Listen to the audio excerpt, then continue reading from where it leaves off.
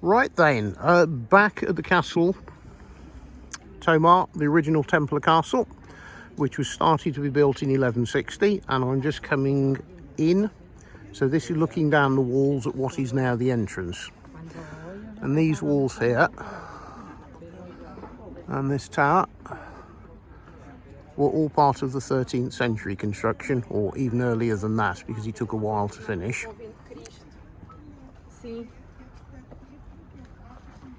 Behind me there is the somewhat ruinous Templar keep, which we can't get in today, unfortunately, but it's pretty rough condition.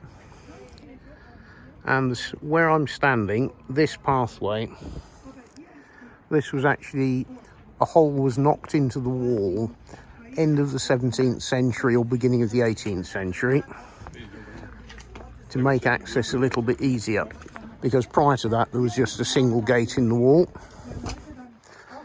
This is coming into the what is now the courtyard, and if you look behind here, there's the other part of the keep, and then immediately in front of you have the main Schroller building, which took them, they think, about 70 years to complete that.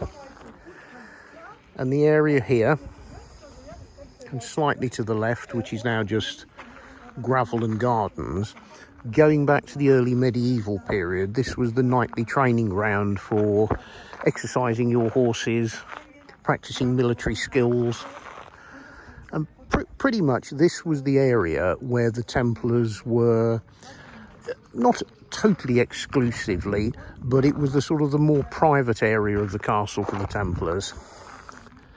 When you look over to the left, which is where I'm just going to walk now through the gardens,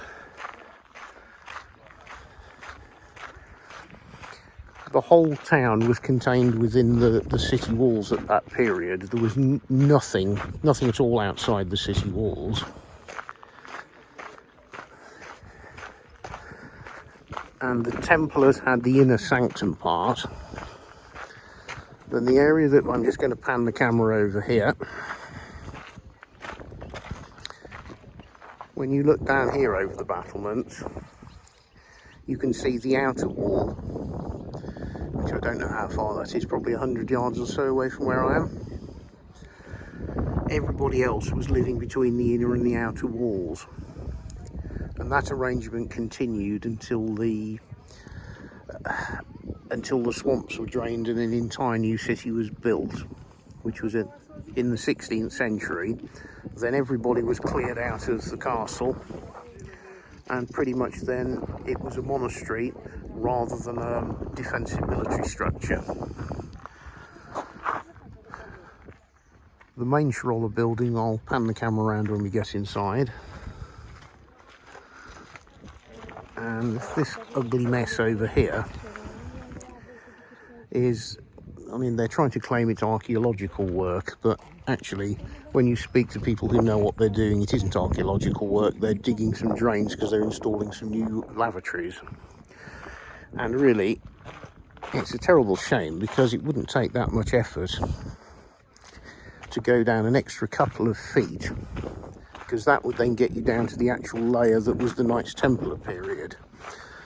And really, the other thing that needs doing is all this stuff that's been dug up.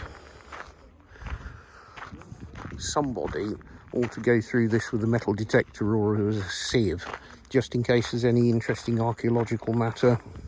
I mean, just looking from here, I can see some little bits of pottery sticking out of it. So I'm quite sure in this great big mound,